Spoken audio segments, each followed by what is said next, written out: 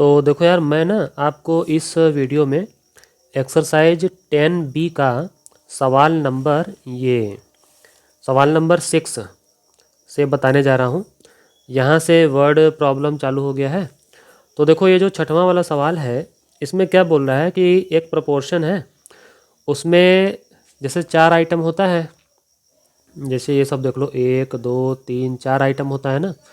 तो ये सवाल में यही पूछ रहा है कि पहला, दूसरा और चौथा आइटम दे दिया है। ये पहला आइटम है, ये दूसरा है और ये चौथा है। तो बीच में जो तीसरा वाला आइटम है वो गायब है। तो वही पूछ रहा है कि फाइंड द थर्ड टर्म। ठीक है, तो इसको चलो हम बताते हैं कैसे पता करना है। तो इसमें ना हमने अपनी तरफ से मान लिया है कि तीसरा टर्म x है। ठीक, तो इसको हम लिखेंगे कैसे? देखो, उसने क्या बोला था, पहला आइटम क्या है, गिवन दैट कि पहला आइटम था 51। ठीक है, और फिर दूसरा आइटम था कितना, 68। ठीक, उसके बाद इस तरह से सिंबल लगाएंगे 4 बिंदी वाला। तो थर्ड आइटम तो हमने मान लिया x, और चौथा वाला आइटम क्या था इसका, 108। ठीक है, तो इस तरह से हमने जो है शुरुआत कर दी है। अब इसको लिखा कैसे जाता है आपको खूब पता होगा। इसके बटे ये लिखना है 51/68 और इक्वल करके इसके बटे ये लिखना है। ठीक है, 108। तो अब क्या है, क्रॉस मल्टीप्लाई। वैसे मैं बता दूं, इस तरह से फ्रैक्शन के हिसाब से लिखने के बाद भी आप क्रॉस मल्टीप्लाई कर सकते हैं या फिर डायरेक्ट भी कर सकते थे। जैसे कि ये अंदर के दोनों आइटम का मल्टीप्लाई एक तरफ और बाहर के जो आउटर टाइप के हैं, आउटर वाले, उनका मल्टीप्लाई करके दूसरी तरफ लिख सकते थे। बट कोई बात नहीं, आएगा वही। ठीक है, तो 68 का x से मल्टीप्लाई करेंगे तो ये इधर आ जाएगा, लेफ्ट में हमने लिख लिया। और इन दोनों का मल्टीप्लाई जो है 51 और 108 का, ये हमने राइट में लिख लिया। अब करना क्या है, फटाफट इसको काटना पीटना है और देखते हैं क्या आता है। 108 और नीचे क्या है, 68। ठीक है, तो मैं देख रहा हूँ कि ये जो 51 है और 68 है, ये दोनों 17 से कटता है। तो 17 4 जा 68 और 17 3 जा ये होता है 51।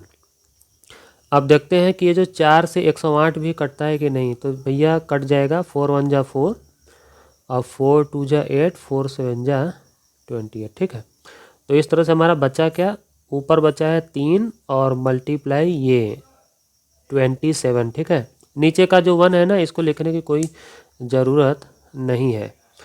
तो इसका कितना आ जाएगा हमारा, मल्टीप्लाई करते ही ये आ जाएगा 81। ठीक है, ये है आपका आंसर। अब देखो, ये जो 7वां वाला है, इसमें भी वही बात है। इसमें बस इतना ही फ़र्क है कि पहला दे दिया है, दूसरा नहीं दिया है ना, तीसरा और चौथा दे दिया है। तो 12 जो है ये पहला है, 8 है तीसरा, और चौथा कौन सा है, 14वां, यानी 14। तो सेकंड टर्म हमसे पूछ रहा है, तो चलो बस पता करते हैं। तो देखो यहाँ पे ना हमने मान लिया है कि भैया देखो सेकंड टर्म चलो x है। तो सवाल के मुताबिक हम लिखेंगे कैसे। देखो, पहला क्या था, 12 ना। चलो एक फॉर्मेलिटी कर देते हैं, गिवन दैट, ऐसे लिख लिया करो। थोड़ा बहुत लिखते रहोगे ना तो ठीक रहेगा, वर्ड प्रॉब्लम है ना। तो पहला क्या है, 12 है ना। फिर दूसरा का पता नहीं, दूसरा तो हमने x मान लिया है, तो चलो x लिख देते हैं। ठीक है, फिर इस तरह से 4 बिंदी लगा के, तीसरा क्या है, इसका 8 है। ठीक, और चौथा वाला क्या है, 14। ठीक है, इस तरह से। तो बस इसके बाद ना आप डायरेक्ट भी कर सकते हैं, जैसे कि जो इसके अंदर वाले पार्ट हैं दोनों, इंटीरियर वाले, x और 8, इनका मल्टीप्लाई आप एक तरफ और इक्वल, जो आउटर वाले हैं 12 और ये 14, इन दोनों का मल्टीप्लाई आप दूसरी तरफ कर सकते हैं। ठीक है, इसको बिना फ्रैक्शन में लेके आप डायरेक्ट ऐसे भी कर सकते हैं। और मैं आपको बता दूं कि ये जो है ना, इसको तुरंत मल्टीप्लाई करके कोई बड़ा नंबर मत लाया करो, ऐसे ही रहने दिया करो। देखो, x इक्वल 12 मल्टीप्लाई 14, और नीचे क्या है, ये 8 जो है ये इधर आ जाएगा नीचे। तो पहले काटा करो, 8 से इसको काटने की कोशिश करो। जैसे कि 4 दूना 8, तो 4 तियाँ 12, और 2 एकम 2 हो जाएगा, और 2 सते 14। तो क्या बचा आखिर, इससे फ़ायदा होता है ना, काट दो तो नंबर थोड़ा छोटा हो जाता है, तो सॉल्व करने में आसानी होती है, छोटे छोटे नंबर में ही काम निकल जाता है हमारा। और 3 और 7 बचा है, तो 3 × 7 लिख लिया, और इसको जो है कि मल्टीप्लाई करेंगे तो कितना आ जाएगा हमारा 21। ये है आपका आंसर। अब देखो ये जो 8वां सवाल है, इसमें बोल रहा है कि शो कीजिए कि ये जो तीनों नंबर हैं, ये है, ये भी 3 नंबर इसमें दिया है ना, कि ये सब कॉन्टिन्यूड प्रोपोर्शन में है, तो शो कैसे करना है। जबकि अभी तक हम लोग क्या देख रहे थे कि 4 आइटम होता था ना, तो इसमें तो 3 है, तो 3 को हम कैसे दिखाएंगे। कोई बात नहीं है, आपको चलिए मैं बताता हूँ। सीधी सी बात यह है ना कि ये जो बीच वाला नंबर है 60, यही 60 को जो है 2 बार लिख देंगे, हो जाएगा 4 आइटम। ठीक है, अब देखिए इसको करना कैसे है। पहली बात तो मैं बता दूं, इसका कोई आंसर शीट में कोई आंसर तो आएगा नहीं, ये शो वाला क्वेश्चन है, तो इसको हम शो कर सकते हैं आराम से। तो इसमें क्या है ना, पहले लिख लेना है कि मान लो भैया चलो ये तीनों नंबर जो है आर इन प्रोपोर्शन, तो क्या होगा। अब आप मैंने जैसे इफ़ लिखा है तो आप लेट भी लिख सकते हैं। तो अगर ये तीनों नंबर प्रोपोर्शन में हैं तो इसको ऐसे लिखा जा सकता है 48 और 60 ना, क्योंकि देखो इसका जो रिलेशन 60 से, यानी कि 48 का जो रिलेशन, जो रेशियो बन रहा है 60 से, वो इस तरह से है कि वही रिलेशन 60 का बन रहा है 75 से। इसीलिए अगली बात को रखने के लिए हमें 60 जो है ना फिर से लिखना पड़ेगा। इसी स्टेटमेंट को समझो, इसका जो रिलेशन है 60 से, वही रिलेशन है 60 का 75 से, इसको इस तरह से लिखना पड़ेगा। यानी कुल मिला जुला के मेरे कहने का मतलब ये है कि जो बीच वाला नंबर है वही बीच में 2 बार रिपीट हो जाएगा, बस, और कोई बड़ी बात है नहीं। अब हमको क्या करना है, हमको सिर्फ चेक करना है ना। चेक आप कैसे कर सकते हैं कि जो आउटर पार्ट है, ठीक है, इनको एक तरफ आप मल्टीप्लाई करके लिख दीजिए, और जो अंदर वाले पार्ट है जो क्लोज है, यानी कि ये मीन्स वाले जो हैं, ये एक तरफ लिख देते हैं 60 × 60, और जो एक्सट्रीम्स हैं ये दूर दूर वाले 48 × 75 ये एक तरफ लिख देते हैं ना। और चेक करते हैं कि ये दोनों साइड जो भी आइटम आता है वो बराबर आता है कि नहीं। तो इसका तो साफ साफ समझ में आ रहा है कि 6 6 जा 36, ठीक है, और 0 0 लगा दिया। अब इसका भी हम मल्टीप्लाई किसी तरह करके देखते हैं। तो मल्टीप्लाई करने पर हमने देखा कि इसका भी आ रहा है 3600, ठीक है। तो यहाँ पर आप जब देख लीजिए कि दोनों तरफ बराबर आ रहा है, तो एक स्टेटमेंट लिख दीजिए कि यस, यस, फिर कॉमा लगा के अपना पूरा जो लेक्चर लिखना है आपको लिख लीजिए कि yes they are in continued proportion, और वेरीफाइड लिख लो या कुछ भी शॉर्ट लिख लो, कुछ भी, कोई दिक्कत नहीं है। यस लिख लोगे, आपने अपना काम कर दिया। और इस 8वें का जो दूसरा और तीसरा पार्ट है वो मैं नहीं बता रहा हूँ, क्योंकि यही घिसी पिटी चीज़ है, कोई दिक्कत तो होगी नहीं। तो देखो यार, ये जो 9th वाला है ना, इसमें वैसे तो हिंट दिया हुआ है, लेकिन मैं इसको अपने हिसाब से एक बार समझा देता हूँ। ये बोल रहा है कि ये जो चारों आइटम है ये प्रोपोर्शन में, ठीक है, तो x की वैल्यू पता करनी है, तो कोई दिक्कत नहीं है। जो मेंस एरिया है, यानी कि अंदर के जो दोनों आइटम है उनका मल्टीप्लाई लेफ्ट में लिख देंगे, और जो बाहर वाले चीज़ है इनका मल्टीप्लाई करके राइट में लिख देंगे। चलो देखते हैं अब। तो इतना तो दिया ही है, तो क्या हुआ, इन दोनों का इस मल्टीप्लाई करेंगे। ऐसे तो इधर लेफ्ट में लिख देते हैं 9 और 49 का जो मल्टीप्लाई है वो हम राइट में लिख देंगे ना। अब देखो ये तो आ जाएगा x का स्क्वायर, ठीक है। इसको हम क्या करें, चलो अभी कुछ मत करो ना, इसको अभी ऐसे ही रहने दो, ठीक है। 9 × 49, ठीक।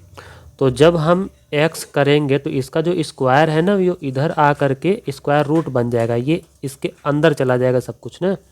लेकिन आपको पता है स्क्वायर रूट से बाहर निकालने का क्या तरीका होता है, वो होता है कि अंदर ना नंबर्स का 2 2 का यानी कि पेयर बनना चाहिए। तो 9 को हम क्या लिख देंगे 3 × 3, और 49 को क्या लिख सकते हैं 7 × 7।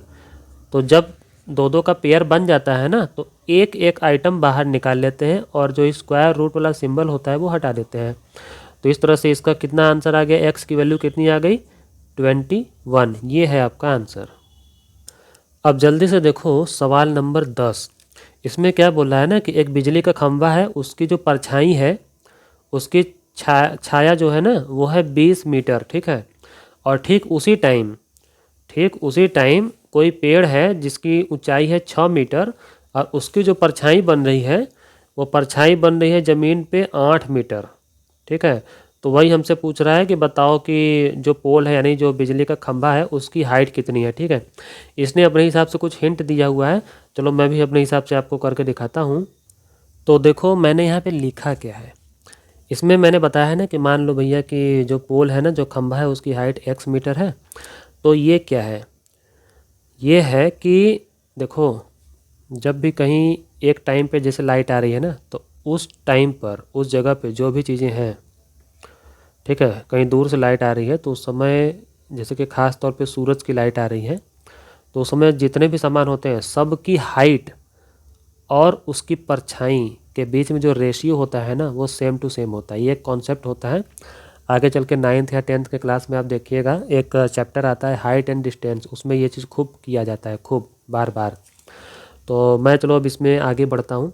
तो इसीलिए मैंने लिखा है कि P मानी पोल, और यहाँ जो T लिखा है ना बेस में, T का मतलब है ट्री। तो पोल की हाइट और ये पोल का जो शेडो है ना खंबे का, इन दोनों का जो रेशियो है वही रेशियो है ट्री यानी पेड़ की हाइट और पेड़ का जो परछाई है। ठीक है, इसीलिए तो हाइट ऑफ पोल, ये तो मैंने x मान लिया है तो यहाँ पे मैं x लिख देता हूँ। ठीक है, और पोल की परछाई कितनी दी हुई थी इसने, 20 मीटर ना। और इस तरह से आगे जो पेड़ था उसकी हाइट कितनी थी, 6 मीटर, और पेड़ की जो परछाई थी वो कितनी थी, 8 मीटर। सोचो पेड़ है 6 मीटर और परछाई बन रहा है 8 मीटर, मतलब काफ़ी लगता है सूरज काफ़ी नीचे था। चलो, तो हमको क्या करना है, जो एक्सट्रीम आइटम है, जो दूर दूर के आइटम है, उनका मल्टीप्लाई करके चलो इधर लिख लेते हैं, 8x हो जाएगा, और सामने क्या लिख देंगे, इन दोनों का मल्टीप्लाई करके ना, 20 × 6 ऐसे हम लिख देंगे। लेकिन अभी मल्टीप्लाई करेंगे नहीं, क्योंकि ना हम थोड़ा इसको जो है कि काटने के मूड में है। ऐसे ये देखो, इसको काटेंगे ना थोड़ा सा छोटा हो जाएगा, 2 3 जा 6 और 2 4 जा 8, 4 से काटेंगे तो यहाँ आ जाएगा 5। ठीक है, अब क्या बचा हमारा, 5 बचा और ये 3 बचा ना, तो 5 3 जा कितना होता है, ये हमारा आ गया है कितना, 15। यानी कि जो पोल था, जो खंभा था, उसकी हाइट कितनी थी, 15 मीटर। ये है आपका आंसर। और ये आखिरी में सवाल नंबर 11, ये पता नहीं क्यों इतना आसान सवाल दे दिया लास्ट में जाके, चलो कोई दिक्कत नहीं है। जो अंदर के दोनों आइटम है इनका हम मल्टीप्लाई करके लेफ़्ट में लिख लेते हैं। अच्छा मैं बता दूं आपको कि कभी कभी मैं अंदर के आइटम को मल्टीप्लाई करके लेफ़्ट में लिखता हूं, कभी मैं बाहर वाले आइटम को मल्टीप्लाई करके लेफ़्ट में लिखता हूं। ऐसा इसलिए करता हूं, जिस भी जोड़ी में मुझे x मिल जाता है मैं वो लेफ़्ट में लिख देता हूं, ताकि मेरा वेरिएबल जो है ना यानी कि x, ये शुरुआत से ही मेरा लेफ़्ट में रहे, थोड़ा सा आसानी होती है ना। और राइट में हम क्या लिख रहे हैं, 5 और ये 6 का मल्टीप्लाई ना, तो यहाँ पे x इक्वल क्या आ जाएगा, 5 × 6, नीचे क्या हो जाएगा, ये वाला 3, 3 से काटेंगे तो यहाँ क्या आ जाएगा, 2 ना। यहाँ 1 लिखने की बार बार ज़रूरत नहीं है, फिर भी मैं लिख देता हूँ। 5 और 2 जा, 5 2 जा कितना आ जाएगा, 10। लीजिए भाई आ गया आपका आंसर। और ये वीडियो देख के आपका काम हो गया हो तो चैनल को कर लेना सब्सक्राइब।